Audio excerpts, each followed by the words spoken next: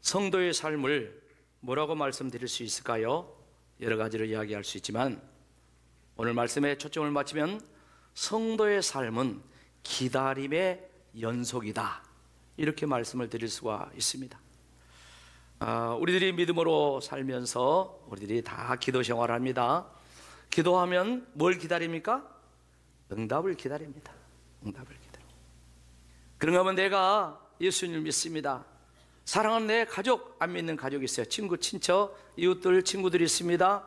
그렇다면 그들을 전도하기 위해서 기도합니다. 그리고 복음을 전합니다. 그러면서 우리는 그들이 예수님 믿기를 뭐래요? 기다립니다. 교회에 나오기를 기다립니다. 교회에 나와서 신앙생활 하면서 성숙한 그리스도인 되길, 교회의 중요한 일꾼 되기를 그렇게 기대하면서 기다리는 그런 모습들이 우리 가운데 다 있습니다. 2000년 전에 이스라엘 백성들은 메시아가 오기를 기다리고 있었습니다. 오늘 우리 성도들은 이미 오신 메시아 예수 그리스도를 믿을 뿐만 아니라 주님이 하늘로 올라가시면서 이제 다시 오시겠다, 우리를 데리러 다시 오시겠다, 다시 말해서 재림하실 그 예수님을 만나기 위해서 이제 준비하는 것이 신앙생활이고, 또 그분을 기다리는 것이 우리의 최고의 소망인 줄로 믿습니다. 여러분, 신앙생활은 기다림이 핵심이고 필수입니다. 그래서 우리는 인내하면서 기다려야 돼. 기도응답 받는 것부터 시작해서 다시 주님을 만나는 것까지 다 인내가 필요합니다. 인내는 쓰나 그 열매는 뭐다다? 달다. 세상 말도 있잖아요. 성령의 9가지 열매를 이야기하면서 오래 참음을 이야기합니다. 고린도서 13장을 보면은 사랑에 대한 이야기를 합니다. 사랑은 하면서 쭉 하는데 거기 보면은 한마디로 말해서 오래 참는 거, 참고 견디는 거 3번이나 얘기해요. 다른 것은 하나만 이야기하는데 인내는 조금 바꿔가지고 3번이나 사랑은 인내하는 것이다, 이렇게 말씀을 하고 있어요.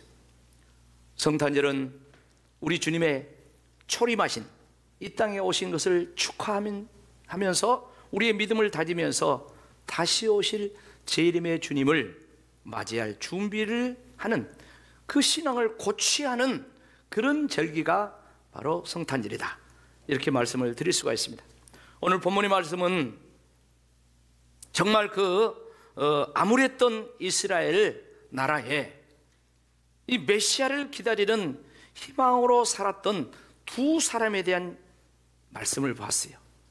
첫째는 시므온이라는 사람인데, 이 사람은 선지자로서 의롭고 경건하고 이스라엘의 위로를 기다리는, 다시 말해서 메시아를 기다리는 성령의 사람이었다, 그렇게 말씀하고 있습니다. 당시에 유대교는 극도로 세속화되고 심한 말로 타락해서 참다운 선지자가 없을 때였어요. 그런 가운데 바로 이 시몬은 의로운 사람으로서 이제 주님 보기 전에는, 메시아를 만나기 전에는 내가 죽지 않겠다 하는 그런 성령의 지시를 받고 성전 중심으로 이렇게 살았던 그런 사람입니다. 그러던 어느 날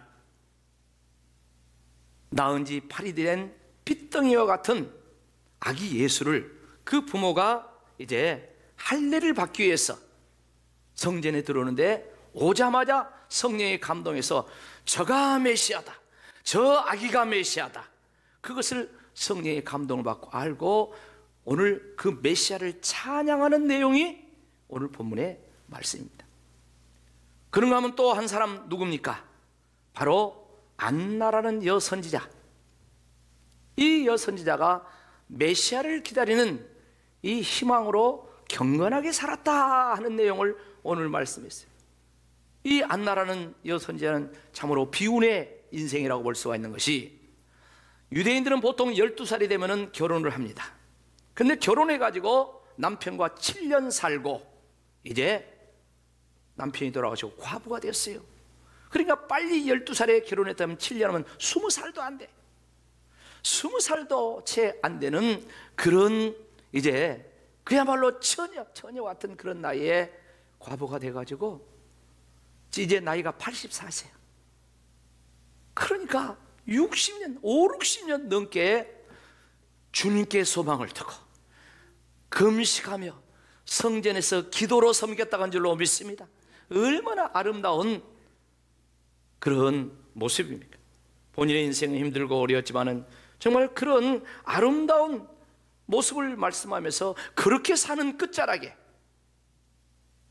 아기 예수가 부모의 강보에 쌓여가지고 할례 받으러 올 때 그 즉시 시므온처럼 바로 이 아기 예수가 메시아요 구세주라고 그렇게 믿음에 반응하는 이런 내용의 말씀이 오늘 본문의 말씀입니다.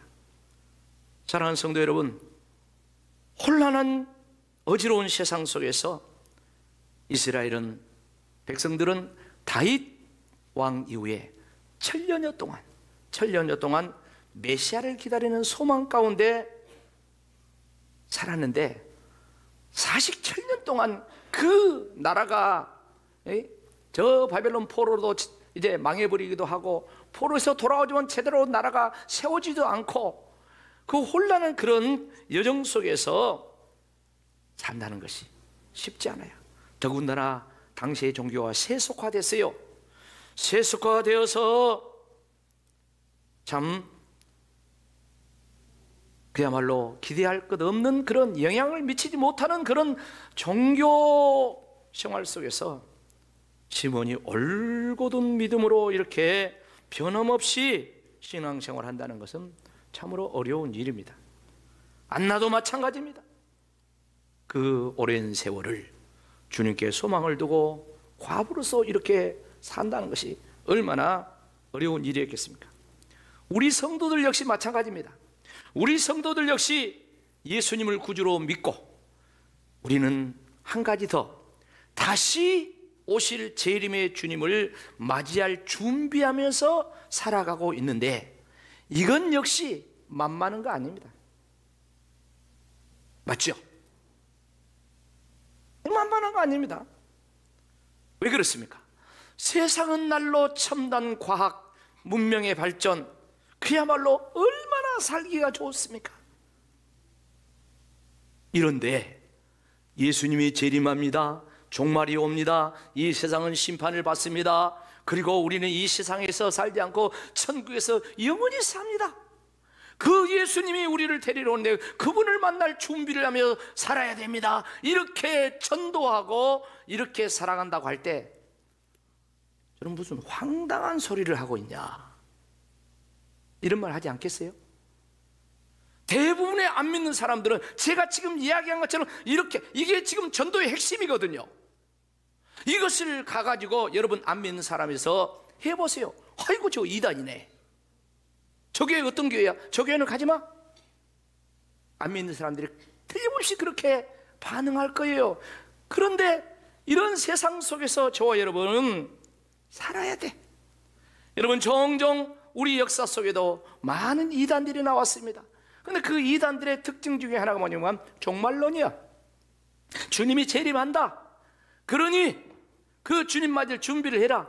이런 이단들의 역사가 그동안 많이 있었어요. 지금 이단도 마찬가지예요. 맹위를 떨치고 있는 신천지 같은 이단도 바로 종말에 대한 이야기, 종말론 이단입니다. 이런 가운데 저와 여러분이 정상적인 그리스도인으로서 예수 믿는다고 해도 이 세상에 종말이 오고 또한 예수님이 오셔서 심판하고 우리는 천국으로 데려갈 것이다 이렇게 전도하는 것이 쉬운 일이 아니라니까요. 여러분은 쉽습니까? 저는 가만히 설교를 준비하면서 생각해 보니까 이게 결코 쉬운 일이 아니야. 그렇게 해야 되는데 그렇게 사실 전도도 못해. 그렇게. 그러나 하나님의 말씀은, 하나님의 약속은 구약이나 신약이나 반드시 이루어지는 줄로 믿습니다. 우리 성도들은 이 말씀이 이루어지는 것을 소망 삼아 사는 것이 신앙생활이에요. 구약의 말씀의 핵심이 뭡니까? 저 아담과 하와가 범죄할 때부터 하나님은 그들을 에덴 동산에서 추방하시면서 심판하시면서 하시는 말씀이 무화과 치마를 벗기고 가죽옷을 지어 입히면서 창세기 3장 15절 말씀 보면 여인의 후손이 와서 뱀의 머리를 깨뜨릴 것이다, 이런 약속을 하셨어요. 그게 뭡니까? 우리는 다 알잖아요. 예수 그리스도가, 메시아가 오셔서 원수마귀의 머리통을 깨뜨리고 저와 여러분을 구원하시고, 할렐루야, 그런 이야기 아닙니까? 그런데 그 구약에 에덴 동산에서 주어진 그 약속이 세월이 흐르면서 수많은 선지자들을 통해서 쭉 예언된 것이 바로 조금씩 조금씩 내용만 이제 각색해서 약속하신 거예요. 그리고 2000년 전에 마침내 그 약속을 따라 예수님이 탄생하셨으니 약속하신 메시아 구세주가 온 줄로 믿습니다. 이 약속은 2000년 전에 이루어졌어요. 근데 신약 성경은 뭡니까? 신약 성경은 바로 그 예수가 왔고 그 예수가 메시아로서 이 세상에서 구세주로서 어떤 삶을 살았는가, 십자가 지시고 죽으시고 부활하시고 하늘로 승천하신 이 내용까지를 담고 있을 뿐만 아니라 그 예수는 다시 이 세상에 오신다. 죄악된 세상을 심판하고 그리고 또한 믿는 자들은 천국으로 데려가서 새하늘과 새 땅에서 영원히 살게 될 것이다. 할렐루야. 이게 신약 성경의 핵심적인 하나님의 약속이에요. 우리는 바로 이미 오신 2000년 전에 예수님을, 여러분 예수란 이름 뜻이 굉장히 좋잖아요. 왜? 이름 뜻이 뭐냐면은 그 백성들의 구세주란 뜻이에요. 그런데 예수님을, 우리가 믿는 예수를 이야기할 때는 앞에다가 나사렛 예수라고 붙여, 지명을 붙여. 나사렛은 아주 작은 동네거든요. 왜 그런 줄 아십니까? 예수란 이름 뜻이 너무 좋아. 나라를 구원해 준다, 이 나라를 건져주신다, 나라의 구세주가 온다, 얼마나 좋습니까? 그러니까 사람들이 자식을 낳으면은 뜻있는 사람들은 예수란 이름을 많이 지었어. 구약 성경에도 예수란 이름들이, 여호수아도 예수란 이름, 호세아도 예수란 이름이에요. 신약식으로 이야기하면.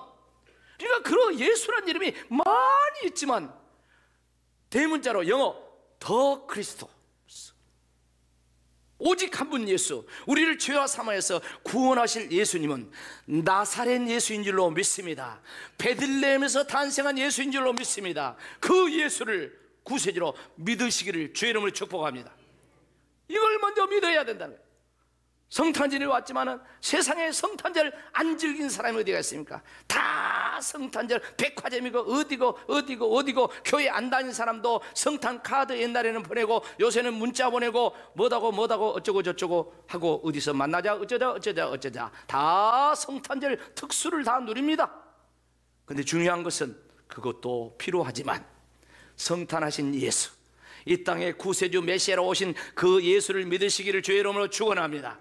예수를 믿는 믿음과 함께 다시 오실 예수, 우리를 데리러 오실 그 예수를 맞이하기 위해서 남은 인생 저와 여러분은 오늘 두 사람과 같은 그런 믿음의 모습으로 우리 신앙을 추스리면서 시대 속에서 구별된 삶을 사는 것이, 이것이 바로 성도다, 이렇게 말씀을 드릴 수가 있습니다. 사랑하는 성도 여러분, 자, 그렇다면 우리가 이런 세상에서 어떤 믿음을 가지고 살아야 될까?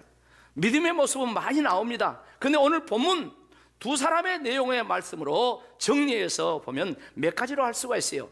첫째는 뭡니까? 바로 시몬과 안나처럼 메시아를 믿어야 돼. 여러분 예수님을 메시아와 구세주로 믿으시기 바랍니다. 그 믿음을 가져야 돼요. 구약의 사람들은 메시아가 올 것을 믿고 기다렸지만 이제 저와 여러분은 메시아로 오신 예수를 구세주로 믿고 그리고 그분이 다시 오실 것을 기다리기를 바랍니다. 이 말씀이요, 이 말씀. 예수님 당시 이스라엘 나라는 국가 사회적으로 얼마나 혼돈과 절망 속에 있는지를 몰라요. 수백 년 동안 그랬어요. 나라가 제대로 서지를 못해요. 동족 이런 내분도 많습니다.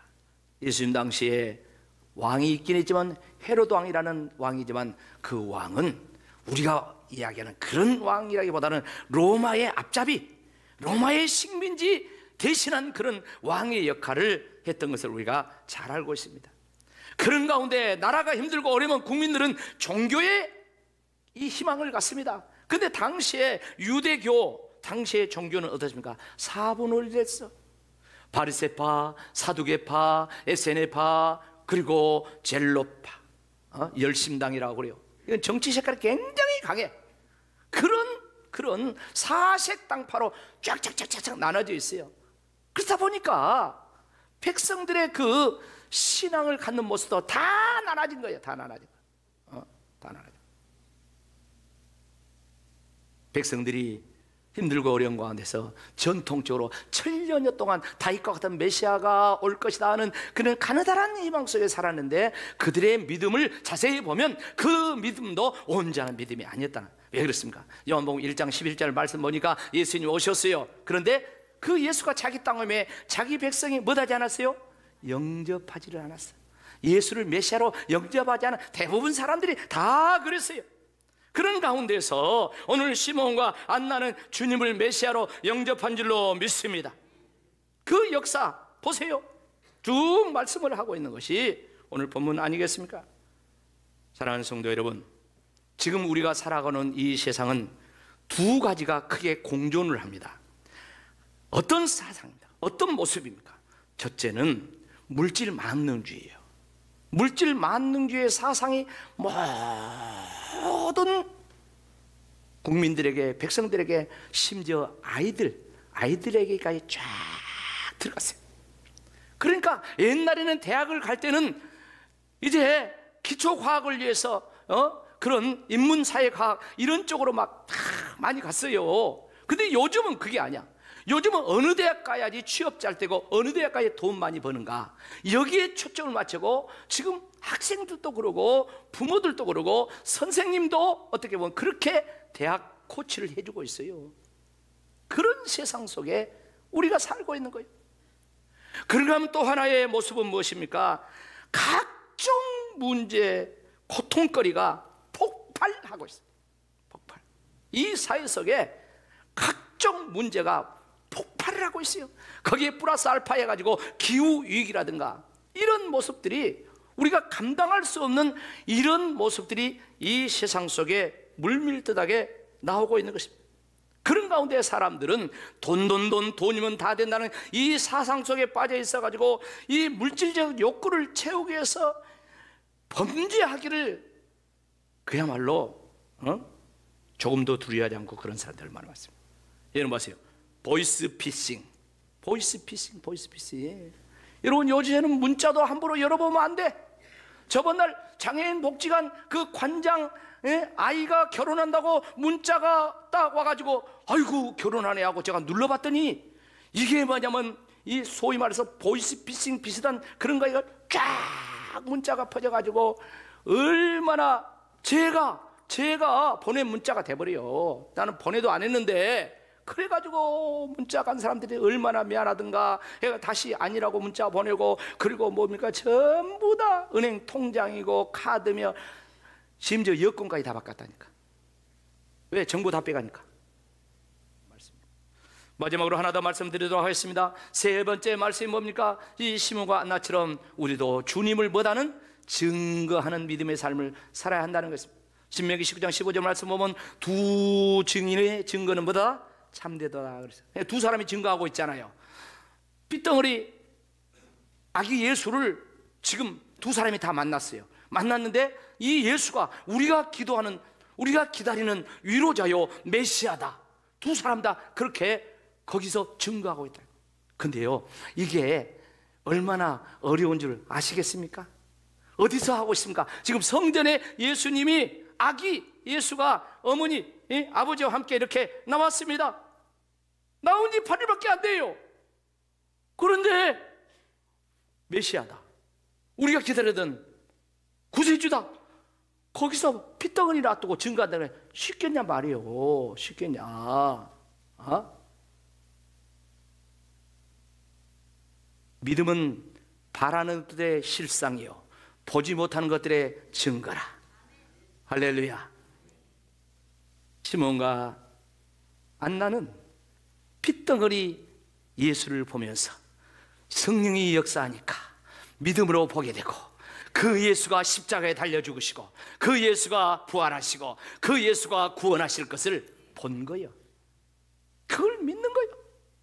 그래서 그 성전에서 메시아가 왔다 하면서 찬송을 부르면서 막 이렇게 하고 있는 거예요.